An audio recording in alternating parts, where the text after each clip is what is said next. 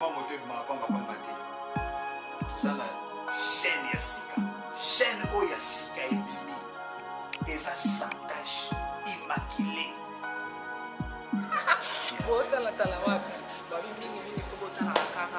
Côté tout ça information sur côté total la émission il y a sur au sens que va titre quand on va reposer la 4e émission mais rapidement parce que tu vas citer encore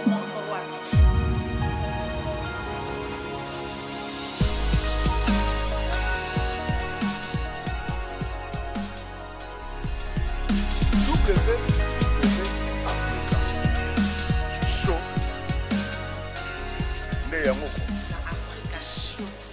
Yenga mama nalela na motema nalela Africa Show TV. Non, j'ai la liberté d'être, je suis libre d'adhérer à un mouvement ou de quitter le mouvement. J'ai aussi la liberté de m'exprimer. Parce que désobéissance et pas Yanani.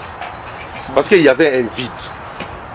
Tu sais que l'Isanga n'a même pas un petit papier que ceux qui sont à la réunion. Parce que j'ai posé cette question-là. J'ai demandé à M. Ibrahim, soi-disant président, parce que je ne sais pas s'il y avait même un petit comité qu'il avait placé. Soi-disant président, je lui ai posé la question. Tant que tu as la réunion, est-ce qu'il y a un petit papier où ils ont la question que l'Isanga existe? Est-ce que c'est ça une désobéissance? Parce qu'à chaque fois c'était donner l'argent, donner l'argent. Finalement, dans le bim papa, on nous donne l'argent pourquoi? Il y a quoi? Il n'y avait même pas un petit morceau dans le statut. Mais Natikala, comme on n'a même pas statut. Vous voulez que je continue à rester dans un truc qui ressemble à une boutique ou un magasin ou un chemin de fer? Et puis j'ai compris aussi que les niveaux d'abord d'études ou les niveaux de maturité de soi-disant président entre guillemets n'avaient même pas le niveau d'un de mes enfants. C'était vraiment terre à terre. C'est bagarrer dans des bars, c'est chamailler, insulter les gens même jusqu'au sexe de leur maman. Non. Vous pensez que moi je peux rester avec un monsieur comme ça? Je suis d'une bonne éducation et puis Tozalaki est belé. Les autres sont partis aussi, ça n'a pas fait de problème. Vice-président, vice-président, il n'y a pas un seul. À part peut-être pour le transport. Vos amis et frères disons Jean-Paul Rwandais. Moi, j'ai la question où tu récolté. Jean-Paul Rwandais, votre réaction? Bon, je commencerai par me poser moi-même certaines questions. Vous parlez le Kinyarwanda comme de l'eau. Vous le Kinyarwanda comme maï. Donc, au côté un peu mon Kinyarwanda. C'est parti à Wanga Babike, mais c'est Jean-Paul Rwandais. Merci beaucoup pour la question. Les ali question et pour permettre de moi lumière dans moi Makambo. Mais n'a mis tout d'abord question. N'a tout nioté parce que journaliste va tout na question. N'a mis tout d'abord question. N'a bon. Rwanda, c'est un pays et les Rwandais sont fiers d'être chez eux et d'être Rwandais. Bazarala ba passeport na bango. Tout le monde a bango tout na ba bar na bango solo la Kinyarwanda librement. Awa na Kenya. Deuxième éloko, ezali que il faut te rectifier moi moké. Yakolobake mes amis, mes frères, balobi. Si réellement ce sont mes amis et mes frères, donc ils ne peuvent pas dire ça. Parce que j'ai un parcours, j'ai des références. Mais il que Bele Tokutanya en Kenya, peut-être dans les milieux Bazolo Belela, on n'a peut-être pas été sur le banc de l'école ensemble. Tukutanate peut-être dans la jeunesse, mais s'ils ont besoin d'avoir des témoignages, les témoignages sont libres. Quand même le Kinyarwanda, vous le parlez aussi. Je parle le Kinyarwanda.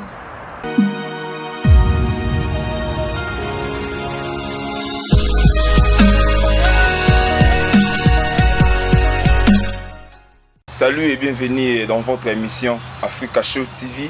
Et aujourd'hui, je reçois pour vous un homme d'affaires qui est aussi candidat à la présidence de la diaspora congolaise ici au Kenya. Et avec lui, on aura vraiment le temps de partager quelques idées à ce qui concerne la communauté congolaise aux Arabes. Parce qu'il y a cela, temps passé, Maramouanda, Golubama, Kosalama, Awa, aux qui vraiment la précision. yango tomekaki koluka information na source toluki tozwa président en devenir peut-être on a pour mieux classer le mot président en devenir pour tomeka vraiment que partager ba idée. Bonjour monsieur Jean-Paul Ilunga. Bonjour monsieur. En tout cas vraiment soyez le bienvenu dans notre émission. Merci. En tout cas tous vraiment ravi lelo ya koyambayo en tant qu'invité na biso dans l'émission Africa Show TV aux East Africa au pesarabna information na batu tout balanda biso pour balanda biso un peu moins partout aux États-Unis à Paris un peu moins mingi balanda biso et mais là maintenant expliquer biso qui est monsieur Jean-Paul Ilunga. Bon, Jean-Paul Ilunga Chivwila nazali originaire ya Congo, République démocratique du Congo. Nazali originaire plus profond ya Chilenge, Mukwa Kalonji, Mwena Matamba Ngoyi Mwana. Donc na Kasai oriental. Kuna des sources nangai, des pères et de mamans Muluba. Nazali père de famille installé à Kenya. Après études nanga et puis avoir travaillé au Congo, j'ai travaillé un peu dans la politique aussi. J'ai un parcours dans notre pays, mais aussi nazana ba raison au yosalaki que nazala en Kenya. Raison à sinistre, raison d'avoir perdu, ainsi de suite, raison qu'à moi guerre à gauche à droite. Alors c'est ainsi qu'on s'est retrouvé en Kenya. Je suis un père de famille installé ici en Kenya. Je suis à la 6e année à Kenya. Je suis chef de 2 entreprises, Safrica Forwarders Limited, Nas Africa Limited. Safrica Limited est aussi la production d'habillement. Safrica Forwarders est comme le mot le dit, un transitaire. Voilà. En tout cas, vraiment merci. Vous avez déjà 6 ans. Poste ni soit occupation ni déjà ça là à Kenya en tant que Congolais pour les lots tout sur la marmo tout sur les lots il y a candidature à la présidence de la communauté congolaise. Bon naza na moi parcours awa je n'ai pas vraiment la date mais nazala qui est très proche na le précédent président ya diaspora Jojo Mandiki. Nazala qui parmi bateau yo abane koyoka mingi nakati ya bureau na ya diaspora si bien que nazaki na fonctionné mais na moment suka nazaki porte-parole et modérateur et moi action na rencontre moi mingi le plus public ezali oya suka assemblée générale oyo président Jojo Mandika organisaki na Sagret la ville. Alors c'est ainsi que après Wana il y a eu un temps mort. Tout le monde attendait peut-être qu'il va revenir d'un moment à l'autre. Initiative Mogoyaki Yakosa, l'association Lisanga. On m'a approché. Quand on m'a expliqué les biens fondés, je trouvais que, bon, essence Nango, je veux dire essence par le fait que pourquoi il botamaki. Alors on m'a expliqué les biens fondés. Na deraki na elokoana. J'ai apporté du mien, dit la fonction, il y a vice-président chargé des finances. Ce n'est qu'après que, dans mon avis, on n'évoluait pas, on était dans les statu quo, on était dans des condamnations, condamné et on s'est retrouvé qu'il n'y avait rien sur le terrain. Viabilité de l'association est très importante, mais il fallait créer un mouvement qui a réveil na katina biso pour que tu organiser diaspora. Diaspora est une entité ou une association. Donc c'était ça le mobile, et moi, Bilogo Nasalaki, et les raisons pour lesquelles on a créé les pactes. Donc j'ai essayé de bousculer tout le monde pour que finalement, comme à un niveau tel que tout n'est pas élection. En tout cas, ça tombe bien qu'il parcourt moi bien que travailler déjà aux côtés de Jojo Mandiki, qui est reconnu en tant que président de la communauté congolaise. On a fait qui soutient le bien à l'Isanga. Qu'est-ce qui n'a pas marché? Soit ni n'avons CP lui sauter dans temps où il s'est là en Nairobi, n'a pas parti on a eu tambo ni n'avons que CP ça que t'es pour lilo ondima qui est aux la candidat dans l'élection où ils ont encore. Et donc CP ça bon c'était parce que pendant que mon année diaspora ezali organisation ya kunda ebembe. C'est-à-dire que diaspora ezali eloko oyo ke tozelaka congolais akufi tokende kokunda. Mais namona qu'on pouvait travailler en amont aussi pour dire que pourquoi ne pas travailler déjà dès le début pour que tu évites des décès prématurés. Et aussi, pourquoi pas organiser, tous allons bien organiser pour que na ba branche partout où se trouve un Congolais, azalana support, azalana appui. Parce que bah, ONG internationale, elles sont prêtes à appuyer. Parce qu'ils savent que la majorité des Congolais, ils ont perdu. Même ils peuvent aussi, par leurs relations, intervenir. Mais ils doivent intervenir où? Ils doivent intervenir chez qui? Donc on s'est retrouvé sans projet. Et donc c'est pour ça que na Lisanga, si vous voulez que je martèle sur le clou, c'était l'absence d'un projet. Il y avait un vide. Et pour combler ce vide-là, et créer un problème. Parce qu'en réalité, ce qui est au vending, nous avons un objectif. J'ai du mal à avoir une réunion où ils ont un objectif. Parce que ce mutasenga qui il y a rencontre la biso et Zalinine. Non, c'est pour qu'on échange 2 cigarettes, c'est bon. Non, c'est pour qu'on écrive un livre, c'est bon. Il faut tous un objectif. Mais je me suis retrouvé que dans l'Isanga, il n'y avait pas ça. Il y avait juste le popularisme, manger, boire. Ça ne m'intéressait pas beaucoup. Et organiser des concerts de musique, c'est pas intéressant ça. Ça ne m'intéresse pas. Vous dites que ça ne vous concernait pas. Et maintenant, en tête à Makambo, quel est le projet de la société Oyo proposer na batu Oyo baza awa na Kenya ou baza peut-être na ba parti on a mususu na ba communauté on a mususu na ba association on a mususu ba yo ka peut-être idée na yo Oyo zamango ezani par rapport ya kotambola par rapport ya kotoyer batu Oyo le biwana. Bon en fait diaspora ezali association. Diaspora ezali plateforme où ils ont regroupé plusieurs associations et place aux associations ezali diaspora ezali une obligation à créer association parce qu'il faudrait que les Congolais soient de plus en plus rapprochés et que bas la rapprocher dans le sens il y a ba objectif.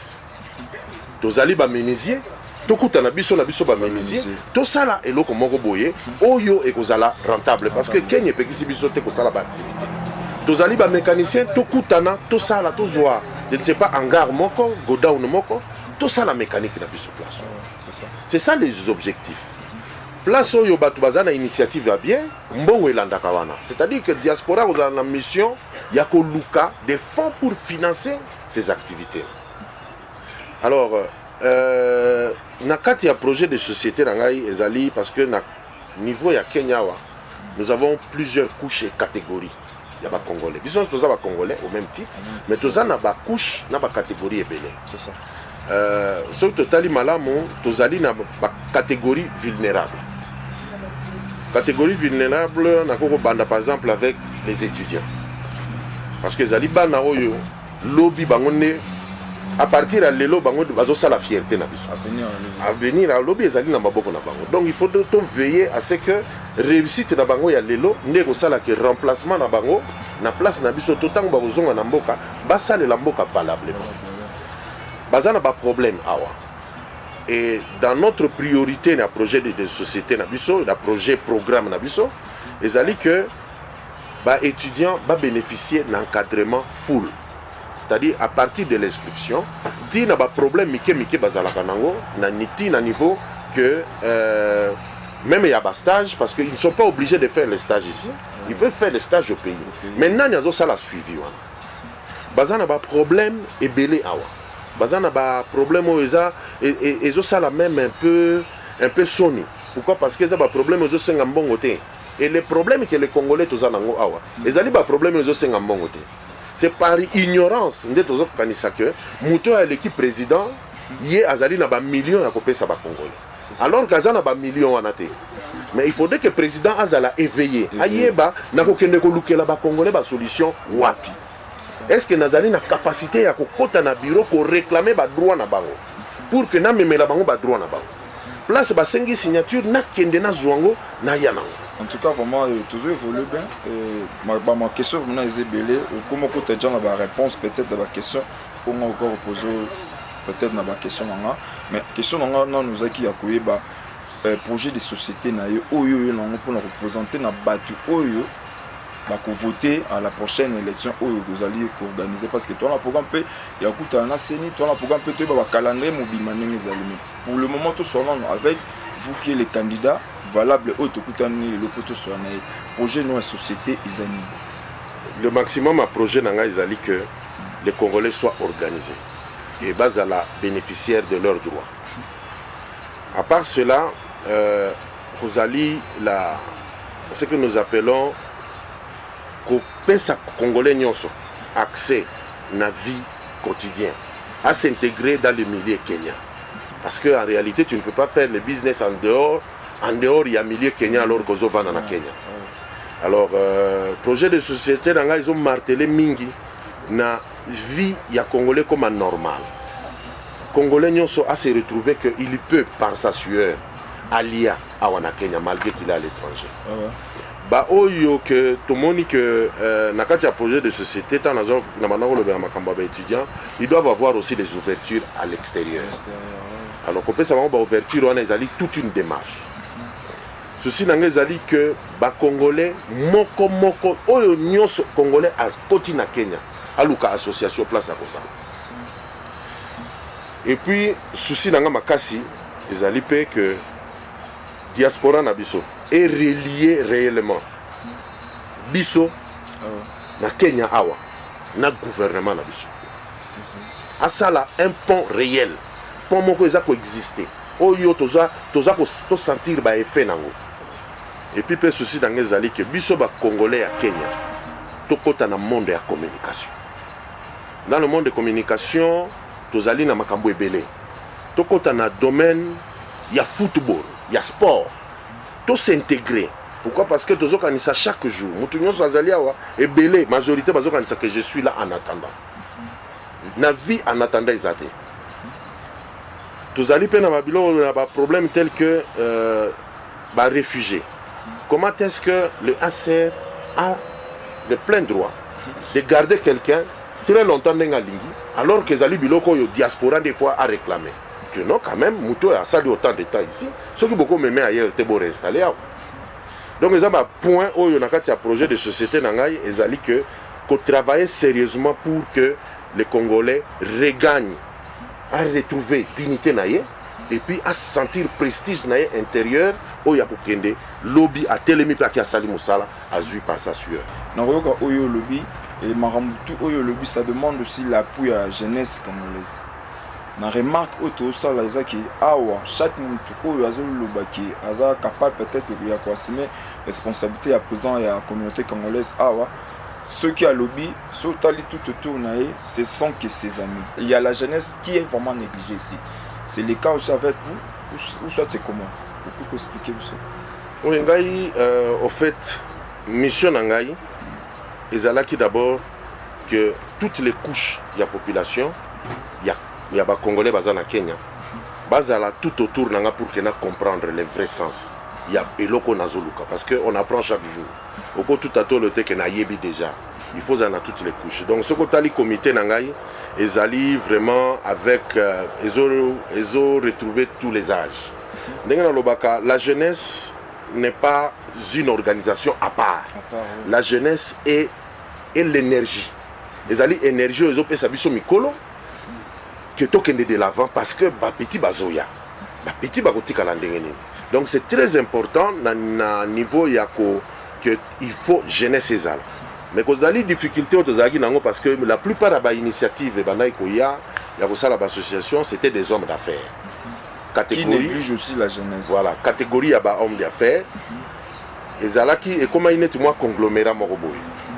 Si j'ai un peu d'argent, alors je peux être président.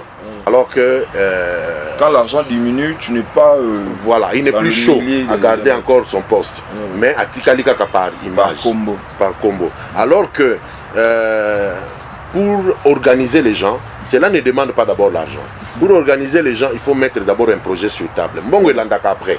Toujours l'argent vient après. Mais biso to chaka d'abord mbongo avant. Nata on azo luka mbongo na biso ina zuka moi 10 000 nanga na lobi pena sala moi bor nanga, moi wenge nanga comme ça et kende liboso. Mais ces groupes là, ya baninga wana, nga nazo benga bango ba sponsors. Ce sont des vrais sponsors. Les ali bateau que s'ils peuvent mettre la main dans la poche, ils peuvent financer un projet. Au lieu de financer, bah applaudir. Mais à quoi financer un projet, oyo ba jeune ba côté na kati projet wana viabilité à projet on produire même 20% des recettes. Ne fût-ce que et qu'on a la peine ma bête attention quand on a ba millions mais qu'on sommes les carburant parce qu'il a mis les jeunes au travail. En tout cas vraiment merci. On continue toujours notre émission, on continue avec question qui passe par là, qui signaler le président Jean-Paul Ilunga, question comment vous pensez atteindre différentes catégories de société pour réaliser le projet OESA? Bon, dans la politique interne, dans le comité Tobengi Debout Diaspora, dans la politique interne pour atteindre la couche, c'est d'abord notre visibilité. Il faut reconnaître que nous avons la force de visibilité. Nous avons la force, avec mon comité, nous avons la force de communiquer, de descendre, de parler et de réveiller les gens.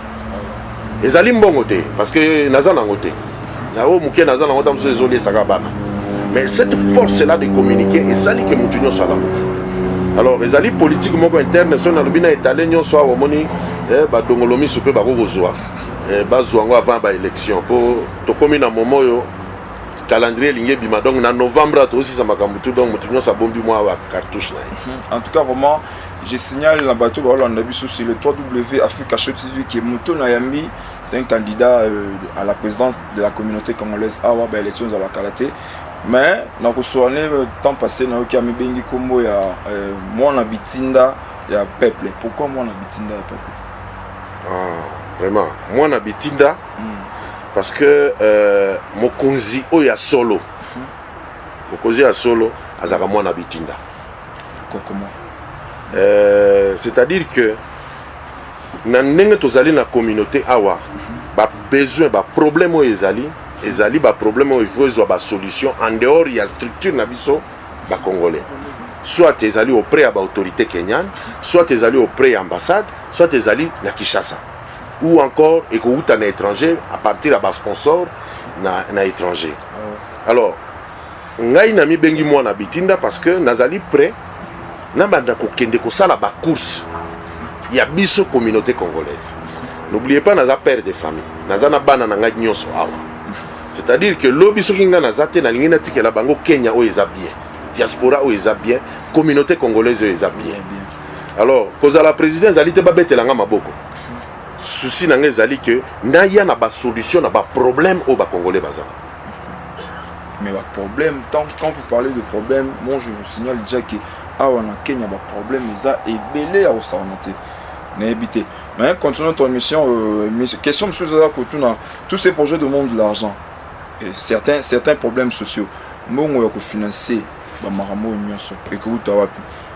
Ce qui place uta to habiter ou soit to compter na ba poche na yo, tout ça sera comment? Voilà, la kansi la salaki moi la salaki voyage na Kinshasa.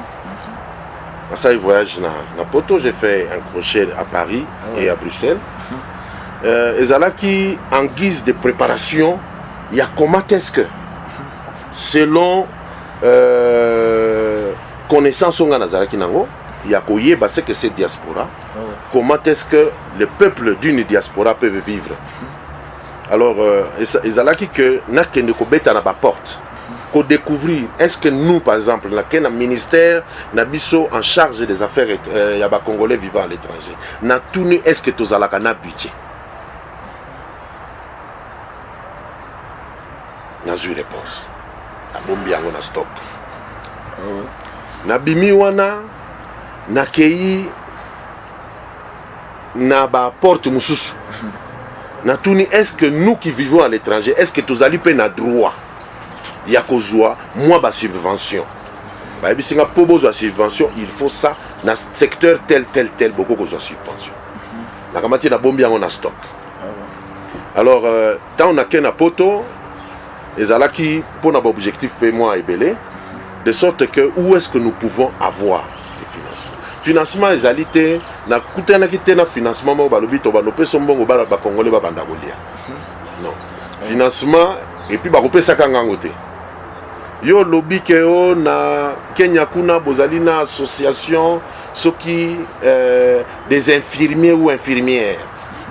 Est-ce que bango bako za organiser de sorte que to fongola hôpital moko wana pour que baninga babanda ko bénéficier nango na ba soins médicaux à très bas prix. Bakoya ba financer eloko wana po bango balingi kimona meso. Mais il faut muto akenda ko provoquer bango. Il faut muto akenda ko provoquer bango pour que ba ya à faire voir bango tout un dossier. Kombo ya mwana bitinde bimeli. Donc ngana kei na kena zu solution na ye nango na tchena mesa.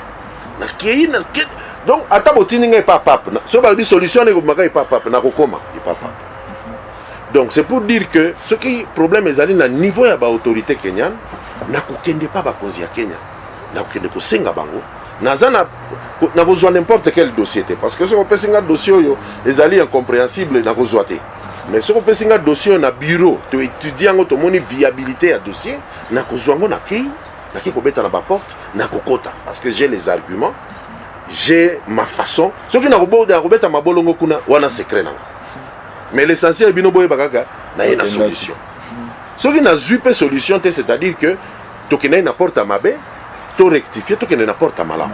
Voilà. En tout cas vraiment merci tout comme c'est toujours émission na biso bozo ka ndenge candidat oyo azana boanya ndenga zoloba parce qu'on n'a pas de parti pris musa na soza conformer bino singeli to kinde bina na sauce muto to ambi boyebi ba pe ba yibete bo meki ko yoka ndenga zo expliquer et tout on asko na émission na biso monsieur Jean-Paul parlons-en. Vos amis et frères disant Jean-Paul Rwandais. Moi ça va question oyo to récolter Jean-Paul Rwandais, votre réaction? Bon, je commencerai par me poser moi-même certaines questions.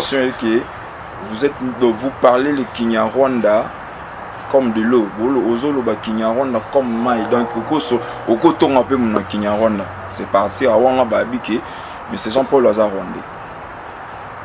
Merci beaucoup pour la question. Les alliés questions et pour permettre de faire moi lumière dans ma makambo epelé. Mais n'a mis tout d'abord question, n'a tout nioté parce que journaliste n'a tout n'a que question. N'a mis tout d'abord question, n'a dit bon.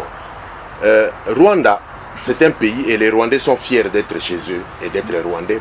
Bazarala ba passeport na bango. Tout le monde a bango kutu na ba bar na bango solo la Kinyarwanda librement. Awa na Kenya. Deuxième eloko ezali que il faut te rectifier moi moké. Yakoloba ke mes amis, mes frères, balobi. Si réellement ce sont mes amis et mes frères, donc ils ne peuvent pas dire ça. Parce que j'ai un parcours, j'ai des références. Mais il dit que Bele Tokutania en Kenya, peut-être dans les milieux Bazolo Belela, on n'a peut-être pas été sur les bancs de l'école ensemble. Tokutana peut-être dans la jeunesse.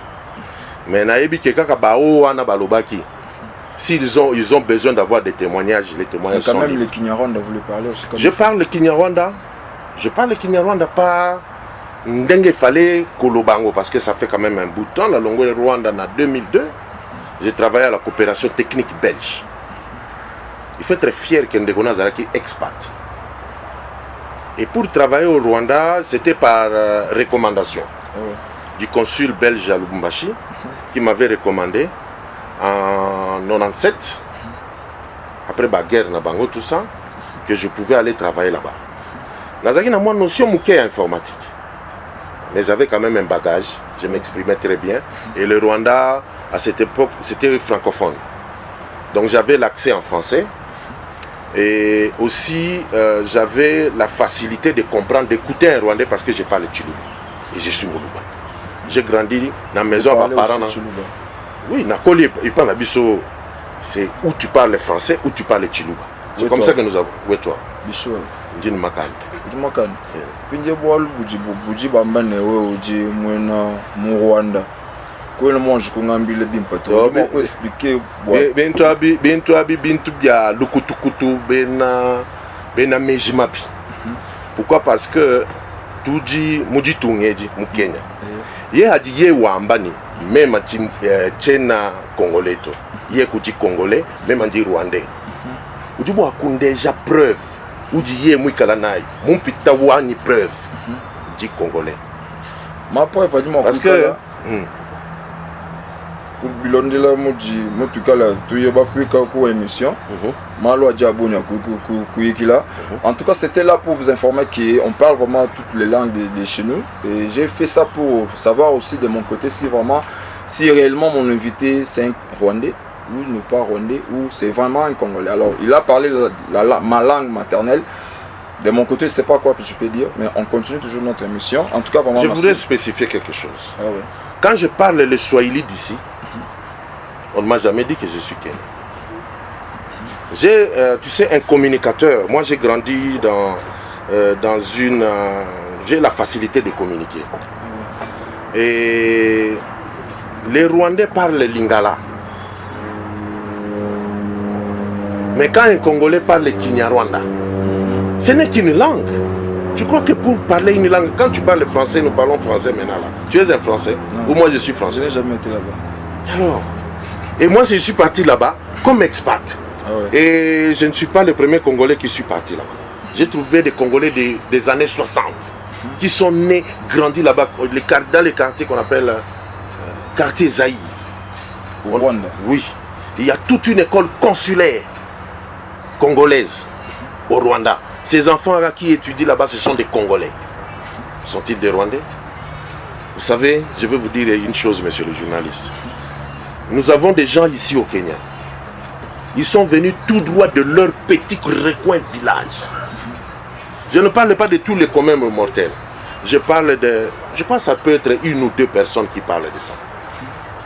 Mais prochainement, Benga Bangona émission, Balakissa, en quoi ils sont Congolais par rapport à Yabamisusu. En tout cas, vraiment merci. On continue toujours notre émission.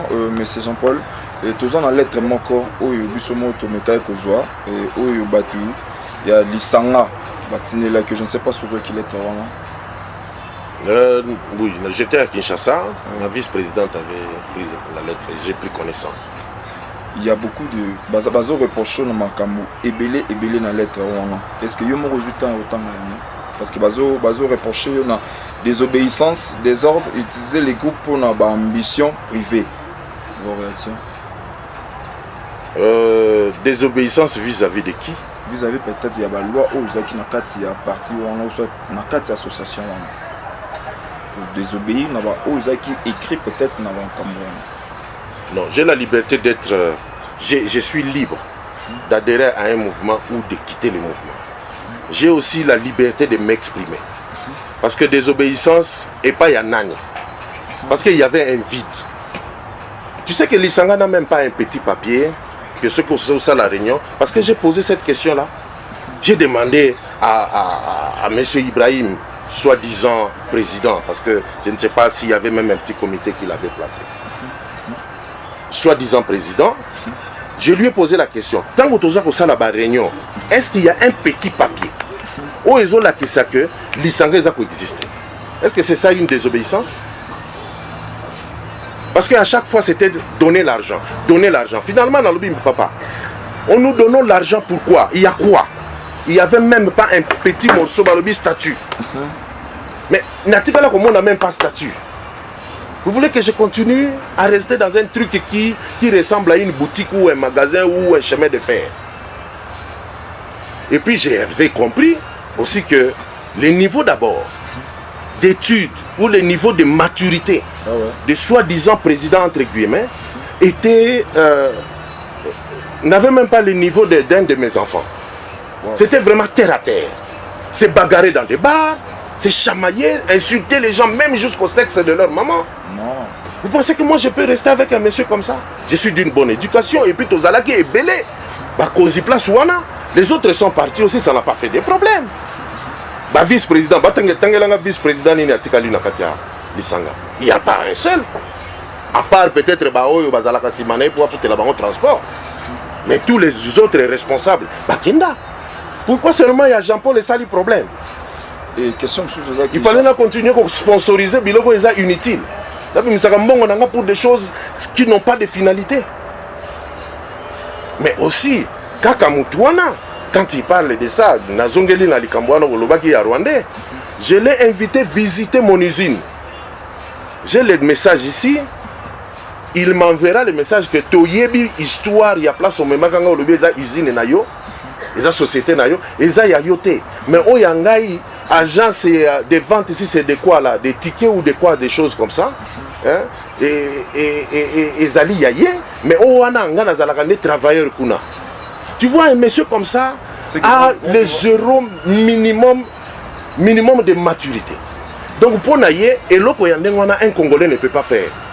Congolais ko sala eloko ndenge il faut ezala ya mundele, il faut ezala ya Kenya. Mais Congolais akoko za na usine neti yangate. Eloko na kusenga bande konanga ba Congolais ezali que toyeba. Biso nyonso za ba Congolais. Moi je n'ai pas le droit de dire à qui que ce soit que aza Congolais te. Ata ye moko ndenge azali wana, nazali ngai te Jean-Paul, je n'ai pas ce droit là ya koloba lelo que ye azali Congolais te. Naza na droit wana te. Nako changer même pas province na ye. Parce que je ne suis pas de l'état civil ou encore je ne suis pas une autorité mandatée à identifier un Congolais. Alors manque à maturité wana nde eloko esalaki ke na kati ya lettre wana nde ngozoloba. J'ai été reproché à biloko lobi désobéissance ce qui na nini. Ezali figure ya compréhension na ye.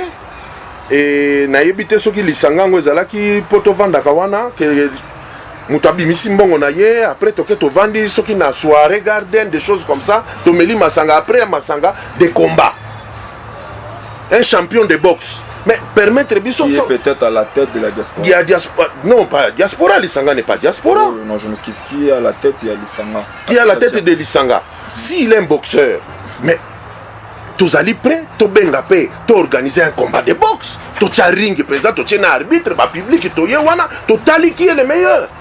Les alliés tous banda kobeta au profiter à batou, au beta batou ma confie, c'est ridicule. Tu vois alors na niveau ya biso à son âge aussi, les alliés biloko ego ça les mater. Tu vois. Voilà donc mutu andengona, je ne crois pas que Dieu qui m'entend ou encore le commun des mortels peut me conseiller d'être un vice-président d'un monsieur comme celui-là. En tout cas, vraiment, on continue toujours notre émission avec mon invité. Question de soucier, tout, mais quand on a épinglé moi, par rapport. Mais aussi, ici, lettre était, c'est ça. Non, lettre, je pense qu'il y a une question concernant lettre Sili. Il y a un qui n'a pas. Ah, parce que quand on a eu contenu la lettre, on a continué. Non, on a continué tout en lettre, mais je vois que ça a été ma question, on a déjà tout. Ah, merci beaucoup. Merci. En tout cas, je pose une question concernant le voyage au Sali dernièrement. Congo, Kinshasa, Nairobi, France, je pense que c'est ça qui se place après France. Belgique. Ouais. En tout cas, déplacement, alors question on vous voit d'abord faire un voyage dans le Congo puis en France. Certains disent vous êtes parti chercher le financement et aux membres du mouvement Moko et Bimi dernièrement dans le Congo et à Moutumoro et Bengami dans le Congo mouvement de rébellion William Yakotumba. Donc vous faites partie de ces rébellions et au Kindaki poto pour le financement pour qu'il ne renforcer la rébellion aux autres Ouvira. Votre réaction par rapport à l'idée? Bon, on a évité peut-être que Bato Bazolo Bango Bazana moins complexe. C'est un complexe d'infériorité vis-à-vis Nanga. Donc Bazongo na Kenga na Salaka Makamoka minene ya danger. Donc je suis le fait que na réveillé Batunyo c'est pas que j'ai un esprit rebelle. Pour leur information, je suis membre na Congo. Quand j'atterris au Congo, je suis reçu comme membre. Il y a famille politique du chef de l'État. Ça c'est confirmé, c'est carré. À partir de l'aéroport, si vous voulez, vous allez le confirmer. Au côté de l'aéroport, alors on va intérêt à la rébellion. Et puis, deuxième des choses, on peut ces informations en rébellion, je pense que ce sont eux. Parce que Ngaï, pour qu'on qualifie une rébellion, il y a une procédure. Pour que non, monsieur tel Azali rebelle, il est président d'une rébellion, Azali a critère. Ce n'est pas parce que tu as 2 armes, Sali Makele, le Napor, il y a Ouvira, mais rébellion, ils ont situé Wapilelo. Ils ont fait, je crois, 4 jours et ils ont été évacués comme un petit groupe de bandits. Alors, Bato Baza peut sa information. Je crois que Bango va y mieux sur cette rébellion-là. Parce qu'il va le but que non. Alors, la démarche, le financement, le financement d'abord na Kinshasa. On a financé la rébellion. Donc, na Kinshasa, je vous rappelle que na Kinshasa, ils ont un paquet au na Kinshasa pour renforcer la rébellion. Il y a un qui est sous le Paris. Pour dans ceux qui ont dit que aux jeunes au bazan na kin et aux alabna moi passé yango sengeke au banana na musika au beta jeune qui et aux on a idée moi aux États-Unis ou même jeune formation aux États-Unis à partir des États-Unis hollandais va se retrouver bazan na ouvrir pour la rébellion.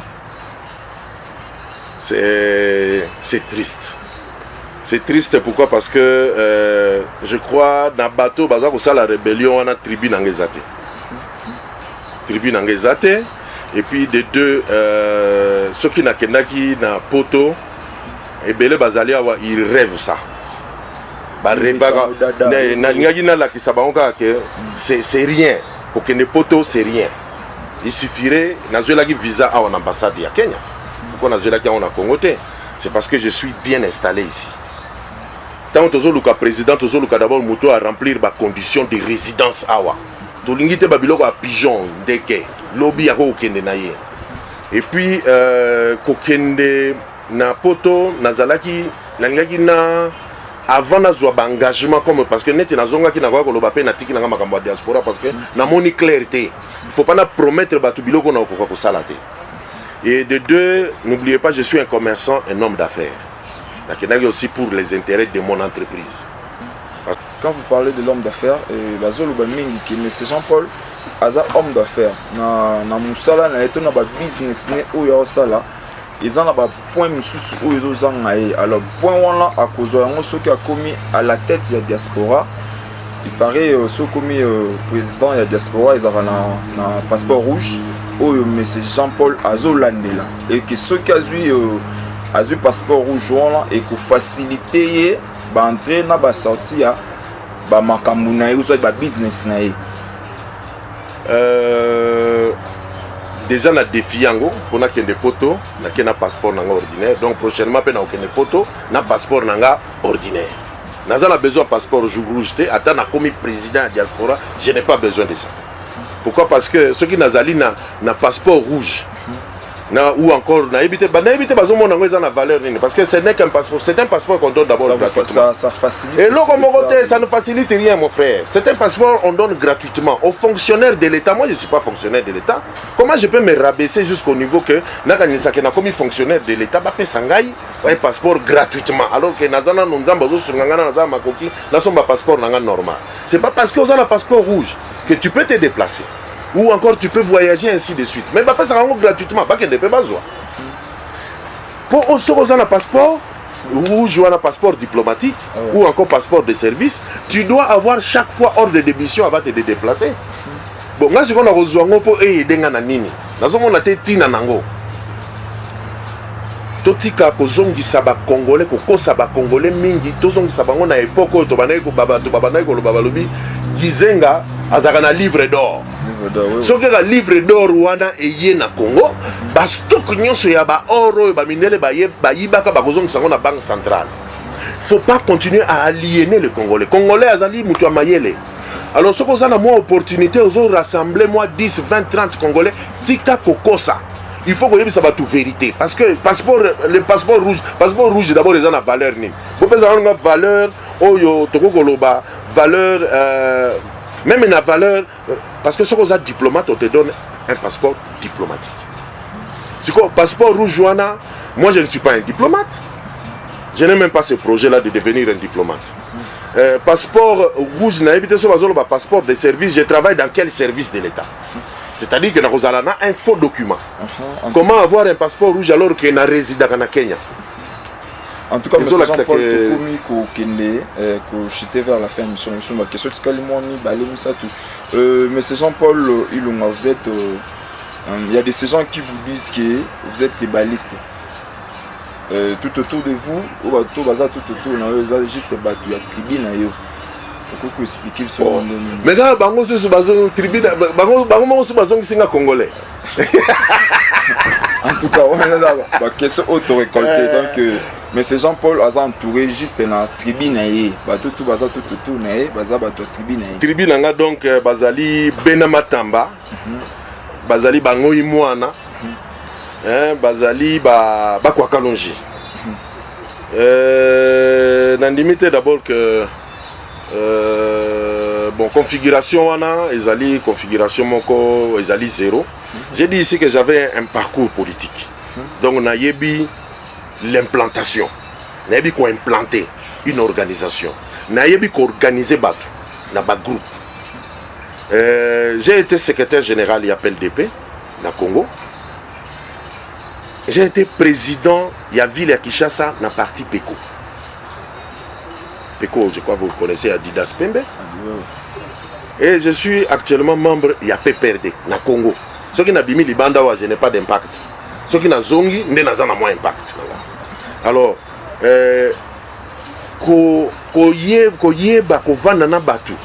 organiser Batu, il faut qu'on y ait géostratégiquement comment est-ce qu'on va vendre dans Batu. Parce que ça ne sert à rien d'avoir cette importance alors que moi-même je suis Moulouba. Tant qu'on a ça la implantation, hier j'ai eu une réunion avec les jeunes.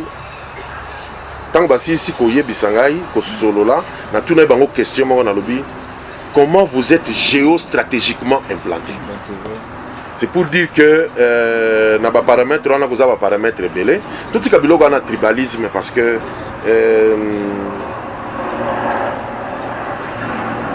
ezali tellement trop bas et puis na yebi que ebele bazokota na ba danse wana parce que ils ont accusé déjà niveau de maturité na d'études na bango. Oui bien belé pe baza ko solo là na bazo solo là na mona bango baza même pas na niveau d'un étudiant à qui je peux donner cours. En tout cas vraiment on continue toujours notre émission. Même pas d'un élève. Parce que ngana ko pe sa cours en école primaire té. Ce qui na suki mingi ezali 3e année secondaire. Des classes na tina niveau na bani na université, na bani na 3e graduate tina kiti. Je peux donner cours. Na 3e année secondaire. Donc les bateaux yo bazali en dehors même il y a niveau il y a ko zoé le natan qui ça y est. Par là tout cela déjà concernant bateaux tout autour na yo question chose à savoir quelles sont les compétences de votre comité.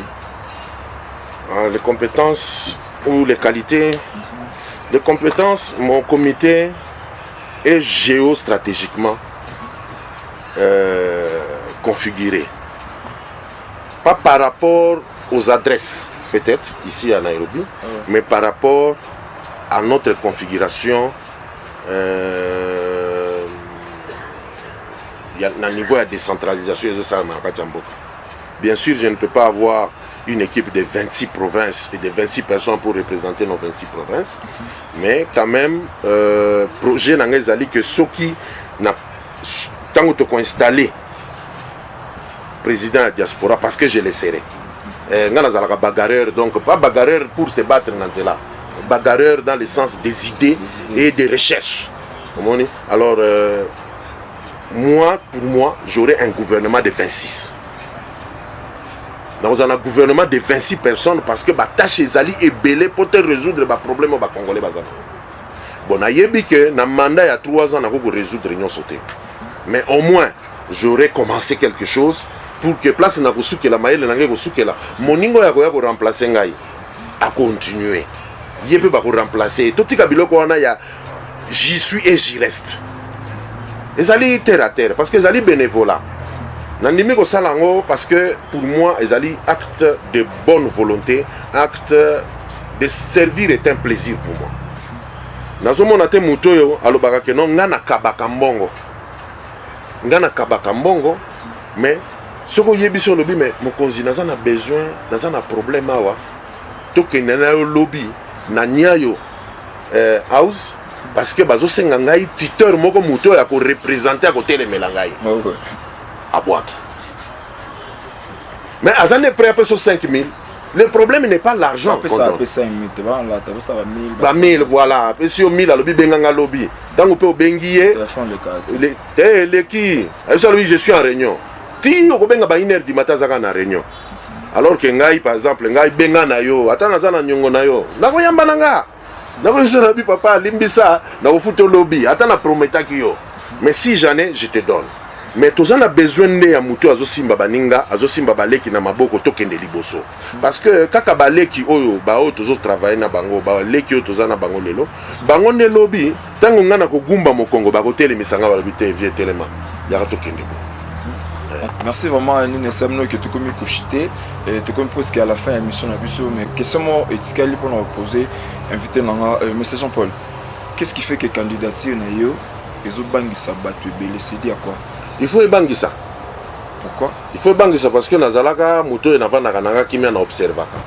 Au tikeli récréation, ce que l'équipe mingi, ce que ba betikaka, n'importe qui a kobeta sonnette, ba kotala ye. Attention à ça préfet, attention à préfet de discipline, attention n'importe qui, ce que betikaka mutinyo sa katagana makelele. Alors c'est pourquoi ba vandi kimia. Alors c'est normal parce que Zali peut initiative ou mutunyo sabanda ko s'attendre na ngote mais il y a des sages na kati ya makambo. Kozali bande connaître ba JC Motindo, kozali ba de connaître ba Lopez, kozali quand même ba catégorie ya bato yo baza ko comprendre. Il y a aussi une catégorie ba pasteur ou ba comprendre. Même les prêtres congolais ou bazali ba comprendre. Ba comprendre bango bazali complexité mais ba o bazala ki ba jazziste. Ils peuvent utiliser les Congolais pour divers na bango. Cotisation, cotisation na bango à 250 francs, 250 chelins. Chaque dimanche, chaque les 15 et les 30. Ils ont staffer vice-président, parce qu'en tant que vice-président, on mettait à chaque réunion 20 000 chelins. Ça fait $400 le mois. C'était pour la jazz. Et que non, on a jazz. Et que non, on a jazz. N'a pas ça un exemple moko. Oyo et touchanga mingi. Na lobi bon. Ndenge tozali awa boye ba congolais. Catégorie ya bato yo basala ka commerce ya uniforme. Biso tozate. Et puis pezaka na ba indien de basala kango. Ngai nazali prêt. Muto ya fongoli mag azui aza capable futa deposit na ye. Nanani na moi ligablo place à kozwa emplacement c'est-à-dire à la moi stratégique pour na ba école banini ngai nakoya ko approvisionner pe na sommelier licence ya City Council pour na boutique na ngana ko approvisionner de sorte que abanda tango bazo futa soki afuti na approvisionner azo longola moi marge na ye azo zongisa mbongo ya usine. Dites-moi pourquoi ça n'a pas fonctionné.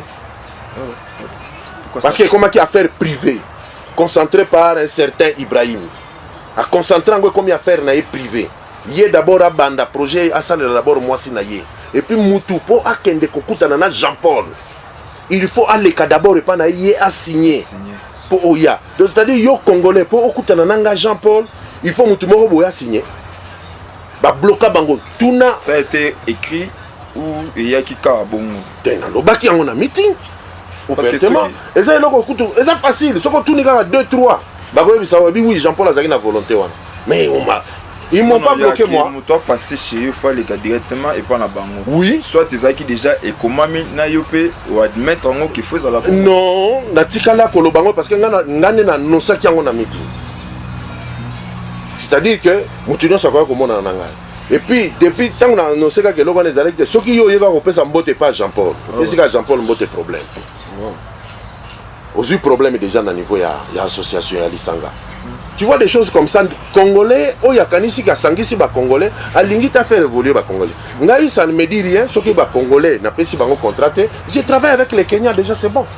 Alors ceux qui Congolais a lingi a opportunité parce que tu n'as musée Kareke, aboye bisayo, tu peux demander au secrétaire Christian, oh ya Lisanga, son complice, Natindio est pas complice naïe. Comme ça, na bango, il faut lier ça, il faut mais finalement, ils ont nini. Moi, je n'ai rien perdu jusque-là. mais bandeko bazaki na volonté wana akoya kofuta ndako ya 10 000 na sombele licence soki ya 12 000 na tielie marchandise na kati ateki azui oyo akolesa bana na ye où est le mal. En tout cas, vraiment merci. Tu continues toujours l'émission. Tu commis presque à la fin de l'émission. Monsieur Jean-Paul, concernant Makambo, ton niveau, où il m'a remis Kendele. Déjà, ça lui peut appeler à frère, où Bazara déjà, où Bazara na bango, tes amis peut-être, où Bazara peut reconnaître. Pour ça, il peut appeler pour soutenir, tout Bazara la Sima ya Makambo, où il a entamé déjà. Kozali, Moutinyoso, Nanazali rassembleur. La lingi mutu nyonso tous à l'ensemble mais mutu na mutu za na kati association na ce qui ba homme d'affaires ba moni ke ba ko sala association na bango si je suis homme d'affaires na ko kende na adhérer na association ba homme d'affaires et ko empêcher ngate parce que même étant président diaspora il faut na za la peine famille na ngai association exactement parce que aux présidence diaspora aux ana association il faut na za na association pour jour na bukani lokolo bande ko na ba congolais ba koyeba ezali d'abord yo association. Bayebi que Jean-Paul Abukanaki Lokolo, président Bukanaki Lokolo, bangone ba ko informer ba misuzu. Omoni. Donc mutunyo sa kozana moi famille na. Seulement eloko ngana lingaki te ezali ko rendre eloko yo e comme likambo ya ba homme d'affaires. Alors que baza toza très minoritaire ba homme d'affaires. Tu vois, nenga ko rendre ngote parce que elingaki pe esambrouiller etika nango ba e ba comme ça on ba embrouiller ka vie Jojo parce que vie Jojo mandika zaka pe na ba idée à bien. Ne pensez pas que je suis le seul oya na ba idée à bien. Yépé, Jojo m'a dit qu'il pense qu'il n'a pas idée à bien. Mais il a été embrouillé par conglomérat, tout le monde bah quand ici ma cambon est business. Bah comme il faut utiliser étiquette, il y a Jojo m'a dit pour le business. Alors c'est la même pensée, bah que Jean-Paul a la même vision. C'est pourquoi na boya ki que nazalanet na sala kana bango réunion. Non, bah congolais bazali et belé, tous ali d'abord kutu ba vulnérable, bango baza ba vulnérable. Ils sont bien. Les hommes d'affaires sont bien, mais moi je veux que tous à la biso nyonso ensemble pour seulement l'intérêt ya biso ba congolais. Tous ça la ngote pour l'intérêt ya mutu mususu. Et ça va pour na biso ba auto vanda kawa. Na ebi ke kozali pe ba oyo bazali na bango de passage na Kenya. Baza na rien à gagner, rien à perdre. Mais malheureusement bazo yoka bango pe parce que baza ba congolais. Mais tout na ye yo vanda kawapi. Alors ça bina vanda na hôtel ezaka na coin wana. C'est-à-dire kazali moto azokende lobi pourquoi c'est quoi ozoyo ka ba vie et considération na ye. Tu vois? Donc et là comme ça na yaki na bakisa que souci nanga ezali respect mutuel ezonga na kati na biso. Ba yaya surtout to respecter baleki. D'abord, biso net faut de la kisa d'abord exemple que baleki tala biso to la kisi bino respect alors bino bo pesa respect. Baleki ba respecter ba yaya pas parce que yaya wana zalaka na mbongo.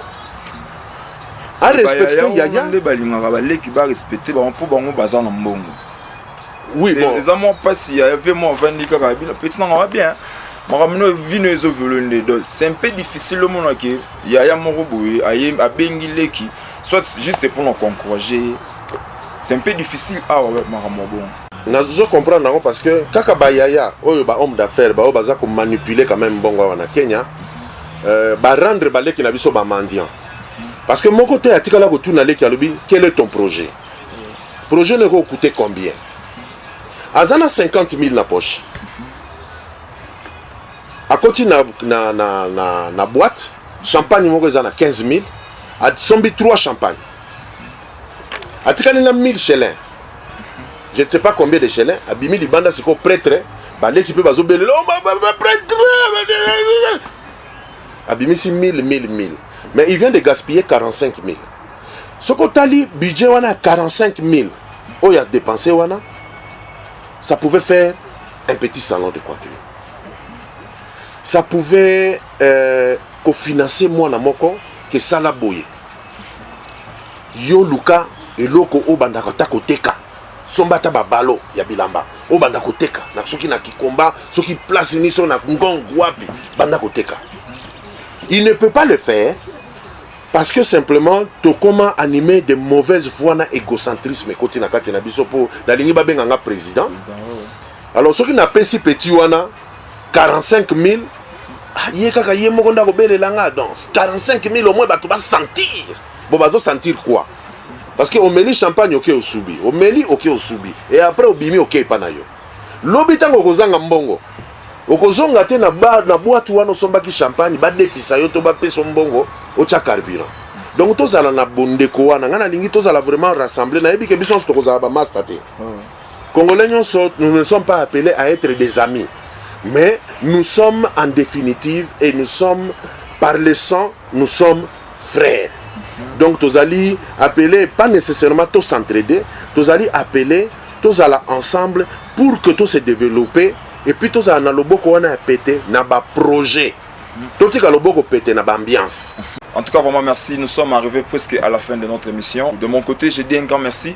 Nabato tout balandi biso ou bazali ko soutenir biso. En tout cas, vraiment merci et naba encouragement na bino. Monsieur Jean-Paul.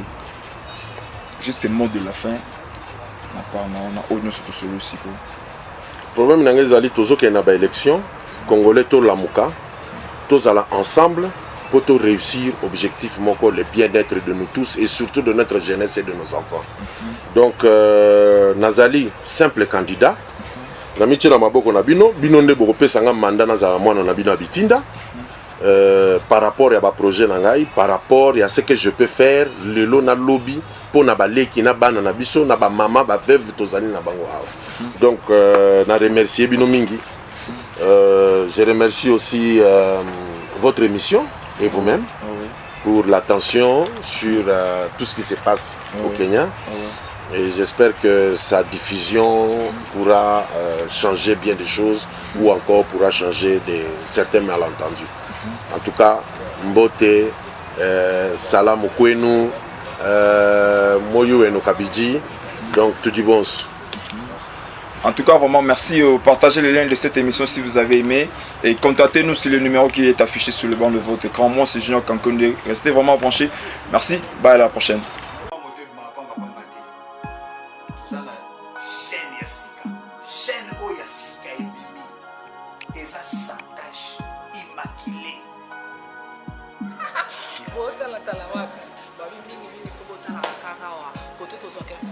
Sur côté total à émission, il y a sur au sens que tu titre quand on a rempli dans 4 émissions.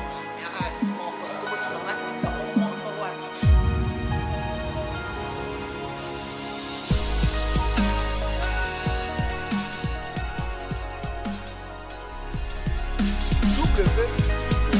Africa Show. Africa Show. Yenga mama nalela na motema nalela Africa Show TV.